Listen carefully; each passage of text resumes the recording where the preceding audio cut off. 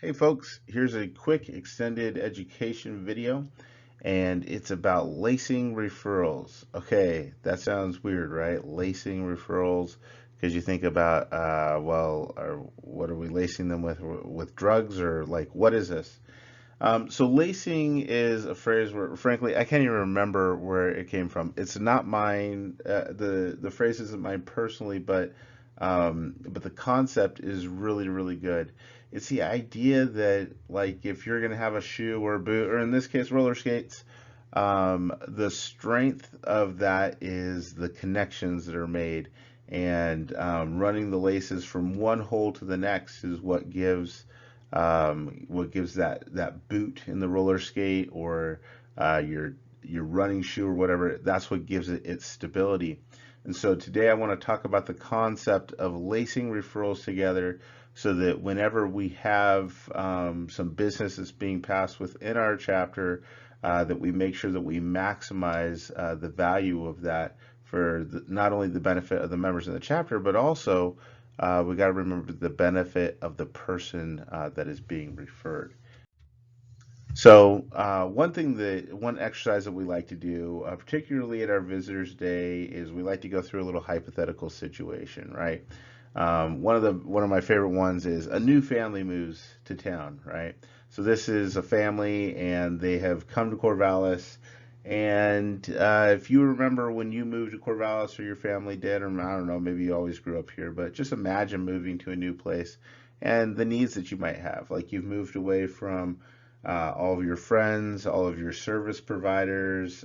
Maybe you're coming in to open a new business, or start a new job, or to get away from something, or to move closer to something. There's all kinds of needs that come along with that. And so, what we would do in a visitor's day is, we'd read off this situation where we have this new family who's moved to town, and if you think that your business could benefit this family, go ahead and stand up. So people go and they stand up, and like, we give people an opportunity to go around the room and say, what it is that they could use. So, like, here's an example. So they moved to town, and maybe they're renting a house and they'd like to buy one though, and so they would need a real estate agent.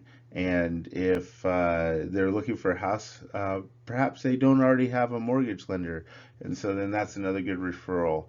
And they've moved to town so that they can open a business, and so they're going to need a business attorney. And in their new place, maybe the young son there's got some allergies, and so we need to get the carpets cleaned and the house cleaned. And of course, they're moving from out of state, and they want to switch over to have state compliant insurance policies, and maybe their new business needs insurance, and they have to do a build out in the new business, so they need the contractor. And of course, our contractor, hates painting, and so he's going to make a referral to the painter, who's going to buy paint at the paint store, and you can see how that goes. Sometimes what I've noticed is that there might be somebody who is a referral, and it's just kind of a dead end referral, right? Like, if somebody gets referred to my business, and I sell them my product, or I do my service, and then I, say thank you, and like, I thank the person who referred them, enter the thank you for closed business. We talk about the meeting. That's wonderful. But I'm not looking for an opportunity to kind of run that shoelace to the next hole, and help build some stability for that family. So really what we're looking at is we want a snowball effect, right? We want to go from this place where we have just one referral, little snowball at the top of the hill, and we want to watch that just progressively roll down the hill, and aggregate some more referrals and opportunities, not just for our chapter, but also for this family. And so one referral becomes two referrals, becomes three referrals, and then it becomes several referrals. And maybe by the time we get down to several referrals, we're not just servicing this family, but we're servicing their friends, or their new employees, or coworkers, or the people that they go to church with. And so there's just a huge opportunity whenever we start thinking about this. And now I've used a new family as the example in this, but it's not just a new family, it's anybody. If somebody's car breaks down, or then they might have a series of needs. Or if somebody is getting a divorce, then they have a series of needs. If there's a death in the family or a birth in the family, or just any kind of situation that comes up, we have to be thinking about, all right, I've helped this person. Who else in our chapter could help them? So when when we're considering all this, we have to think about who benefits. Of course, the main people that benefit are this family. One of the great things about being a part of a network like the Corvallis Business Network is you have the opportunity not just to pass business, but to fill needs in people's lives. And so I know I get a lot of satisfaction out of the fact that I can help people get connected with something that they really, really need and they weren't even expecting. Quite often, the referrals that I give are people that I'm working with in my chiropractic practice, and they aren't expecting to come out of there with a good contractor, or just one of the other wonderful providers or members of the chapter that I can set them up with. And people appreciate it so much. And a lot of times they'll come back and they'll ask, well, who else do you know? And so that's a good opportunity to spread that business. But how potent is it though when I go and I refer somebody to you, and then you go and you refer them to somebody else in the chapter, and then they discover that we all know each other, and then they feel like asking, well, who else do you know, right? And so we become known as this kind of source in this network, and people can feel really secure in those recommendations. So some techniques for this, we've so our top referrer has trained us before in what she does to get so many referrals and so many great referrals that she shares with all of us.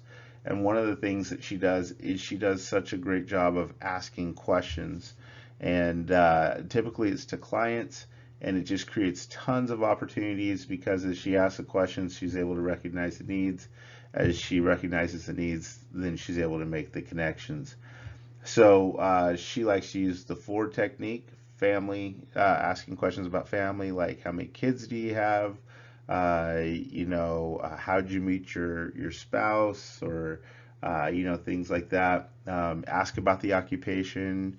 What do you do? Oh, you're starting a business. What gave you the idea to do that? Where did you get your education?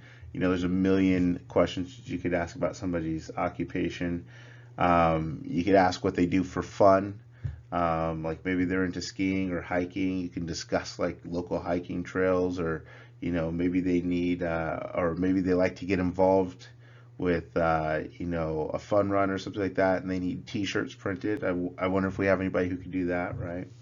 And then also their dreams. Like, what are your goals in the long run? Do you want to like buy a house? Do you want to? Are you planning on being here for a long time? What do you see yourself doing? 2 years from now, 10 years from now. And so asking those kinds of questions really does drum up the types of needs that people have in their life. And a lot of people really, well, first of all, they love talking about themselves. And so it makes them feel closer to you and trust you more when they talk about themselves.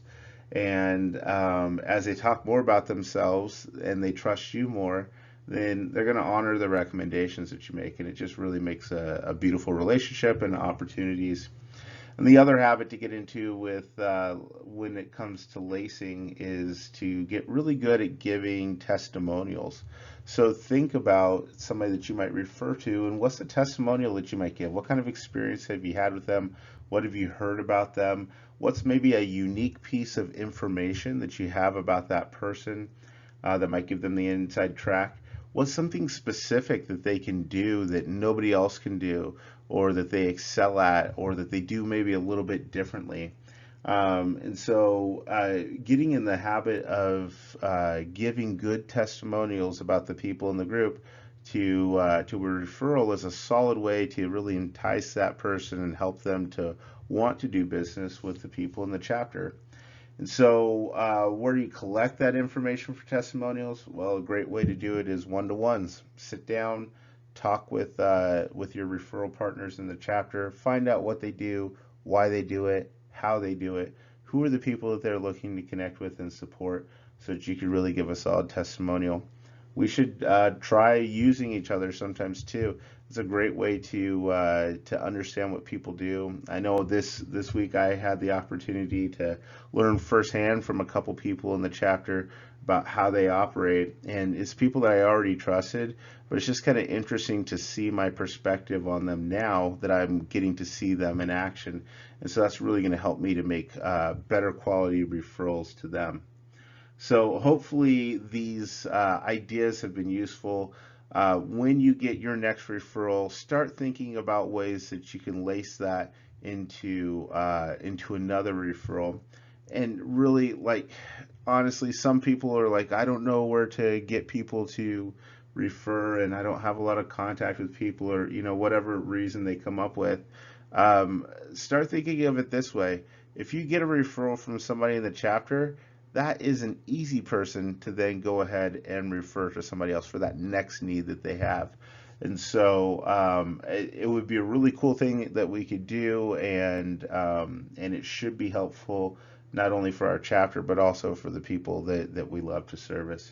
So that's the education moment. Get out there, lace some referrals together. Think about the needs of people and how we can all work together to bring the best service to Corvallis. Have a great one.